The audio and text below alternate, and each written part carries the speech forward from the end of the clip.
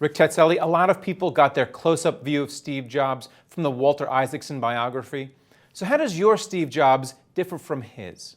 What we've really tried to do is show how he changed over the years and where he learned the lessons that he brought to Apple during his second time. So my co-author Brent Schlender knew him 25 years and covered him for 25 years for Fortune and the Journal, and he said that Steve changed more than any other executive he'd met.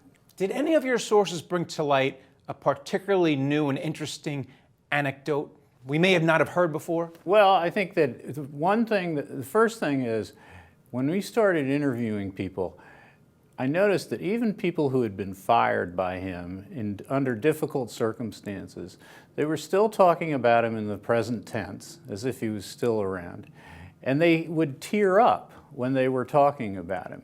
So it suggested to me that there was a relationship with Steve that lasted and that was deeper than what we'd learned about before. But were they trying to please him? Because whenever you talk about Apple, there's a certain vibe of, well, what would Steve say about the Apple Watch or Apple Pay? Are they still trying to please him posthumously? I don't think they're trying to please him. I think that some people are still trying to get credit for what they did working with him. There are competing views of who did what on what product.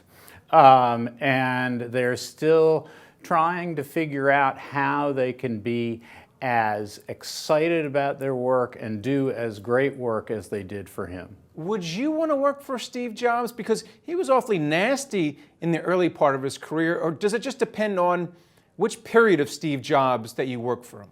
Well, yeah, I'd love to work. Now I'd love to work for him, having learned a lot about him, because I believe that I could listen through the yelling, as Susan Barnes told us. You had to figure out why he was yelling at you, and if you did, it usually led to you doing some great work. What about the techies? Did they appreciate him as much as the marketers? Because when you talk to coders, they have a different view of CEOs, whether or not they can code or they're just guys who should be in sales. There's always going to be a crew of people, of techies, who think, Steve Jobs was nothing without Woz, and people later who think that Steve Jobs was nothing without Johnny Ive. But the fact is that without Steve, Woz's products probably would never have seen the light of day. Is your book, you think, the last one about Steve Jobs, or just going to be like Lyndon Johnson and Robert Caro? We're just going to get more and more books? Yeah, I think we're going to get more books. This is not going to be the last book. Well, this is a great book. Thanks for coming on. Thank you so much. Thank you for watching The Street.